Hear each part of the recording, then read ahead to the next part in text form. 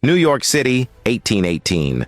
A blizzard hits like the city's never seen. Snow so deep it buries the streets. The fire alarms ring, and nobody comes. The entire firehouse is down. Every single man at Oceanus Engine Company No. 11 wiped out by influenza. They're all sick. The city is burning and nobody's there to fight it. Then the fire bells ring again. Out of the firehouse steps a woman, dressed in nothing but a calico dress and a checked apron. No coat, no protection, just her. Her name was Molly Williams. According to documented accounts from George W. Sheldon's 1882 historical chronicle and confirmed by the Wikipedia entry and multiple historical sources, she was enslaved, property of New York merchant Benjamin Amar. But on that day, she wasn't thinking about slavery. She was thinking about the city burning. Molly grabbed the water pumper, the massive, heavy machine that had to be pulled through snow by multiple grown men. According to historical records from the Oceanus Engine Company No. 11, she dragged it through the blizzard alone, pulling hundreds of pounds of equipment through deep snow. Her calico dress soaked, her body shaking, but her will unbreakable. The men of Oceanus 11 called her as good a fire laddie as many of the boys. But she was better, so much better. Because she was doing it while the system that owned her told her she had no right to do anything. She was doing it while fighting for a city that didn't see her as human. When firefighters asked her why she did it, she didn't make speeches. She didn't demand recognition. According to historical testimony, she'd simply say, "I belongs to Ole Levin. I allers runs with that old bull guy." She called the fire engine that old bull guy. She belonged to Company 11. That was her identity. Not slave, not woman, not invisible. Volunteer number 11. The first female firefighter in American history. The first black firefighter in American history. And she proved it in a blizzard that nearly killed the city. After that day, Molly Williams became an unofficial legend. The men of Oceanus 11 made her one of them. They called her Volunteer number 11.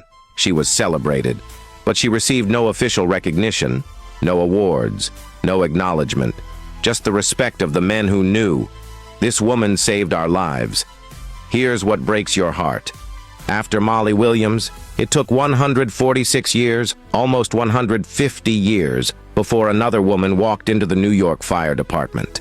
According to the FDNY historical records and the Berkman lawsuit documentation, Brenda Berkman and 40 other women had to file a discrimination lawsuit in 1982 to earn the right that Molly Williams had taken in 1818, the right to serve. She had no choice but to break the barrier. He, enslaver, owned her. She was at the firehouse because she was his property. But what she chose, when the fire bells rang and the city burned, was to be a hero. According to her later life documented in Brooklyn historical records, Molly married, and her husband opened a tobacco shop. Eventually, they were able to buy their freedom. Their son became an abolitionist and a priest. She had escaped slavery. She had found family. She had become truly free. But in that moment in 1818, when the blizzard raged and the fires burned and every man was down, Molly Williams stepped into the storm in nothing but a dress and a checked apron, grabbed that water pumper and refused to let New York burn. She was enslaved. She was a woman. She was fighting a system and a storm at the same time, and she won. The men of Oceanus 11 never forgot her. They talked about her for decades. They told her story to historians. They made sure she would be remembered not as a slave, but as a hero. Not as a woman doing a man's job, but as a woman who did it better than the men. When you know Molly Williams' name, you stop forgetting. You stop accepting that heroes can be invisible. You stop thinking that 146 years is just historical distance. You understand that systems tried to erase her and failed. That fire, that story, that moment, that fire was too bright to be extinguished. Remember her name, and not as a historical footnote, as proof that black women have always been saving America, long before anyone cared, long before anyone noticed, long before anyone offered recognition. Molly Williams, Volunteer number 11, Firefighter, hero, legend. She grabbed that fire engine in a blizzard and showed the world what unstoppable looks like.